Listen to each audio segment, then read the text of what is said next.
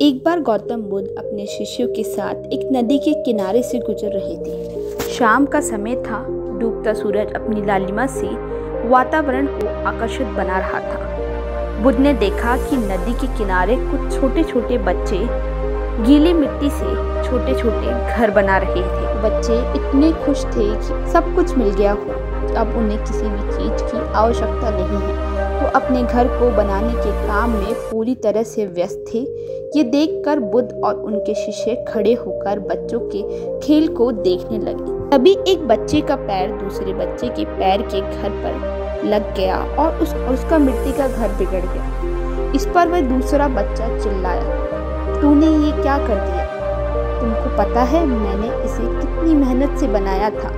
आज के बाद तू मेरा मित्र नहीं है, तुम्हारी और मेरी मित्रता खत्म। इसके बाद वह बच्चा अपना घर बनाने लगता है। थोड़ी देर बाद उस बच्चे की माता उसे बुलाने आती है, जो कि नदी में कपड़े धो रही होती है। वे बोलती है, चलो बच्चों शाम हो गई। इतना सुनते ही सारे बच्चे अपने बनाए घरों पर कूद कूद कर तोड़ने लगते हैं, चिल्ला रहे थे और मिट्टी पर कूद रहे थे। जो बच्चे थोड़ी देर पहले तेरा घर मेरा घर कर रहे थे, उनमें से किसी को भी इस बात की सुध नहीं थी कि कौन सा घर किसका है।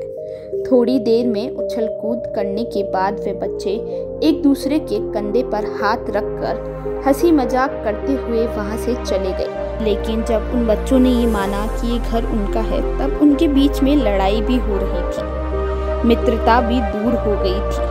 जैसे ही बच्चों को पता चला कि रात हो गई और असली घर जाने का समय आ चुका है, तो वे उस मिट्टी के घर को समाप्त करते हुए अपने घर की ओर चलते बने।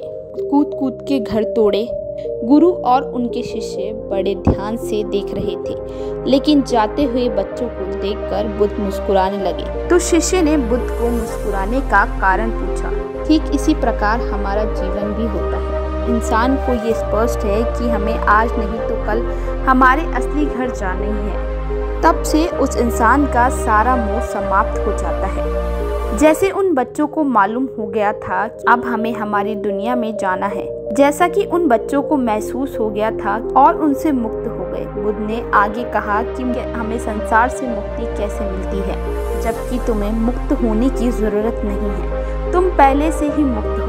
ये कि तुम इस दुनिया से जुड़े बैठे हो, ये बस एक सपना है जिसे तुम सच मानकर जी रहे हो। इसीलिए एक दिन ये सपना भी टूट जाएगा, क्योंकि सभी सपने अंत में टूट जाते हैं। ये सब दूर हो जाएगा।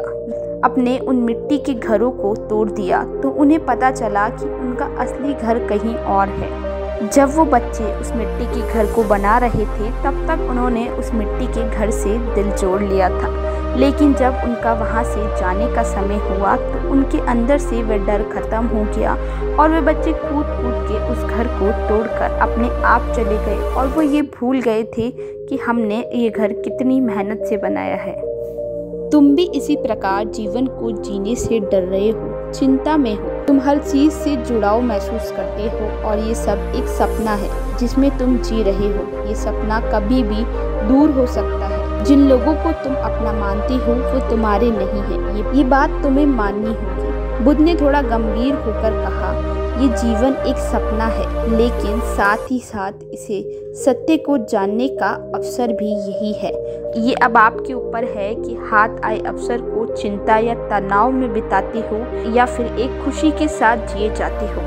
और सभी लोग धीरे धीरे अपनी मृत्यु के पास पहुंचते जाते हैं और एक दिन सबका अंत ही होगा। अगर आप लोग भी इस नजरिए के साथ अपने जीवन को देख पाएं, दुनिया की कोई भी परेशानी, कोई भी दुख, अशांति, परेशानी आपको परेशान नहीं कर सकती। आपके मन को अशांत होने का एक ही कारण है, सत्य को ना देखना।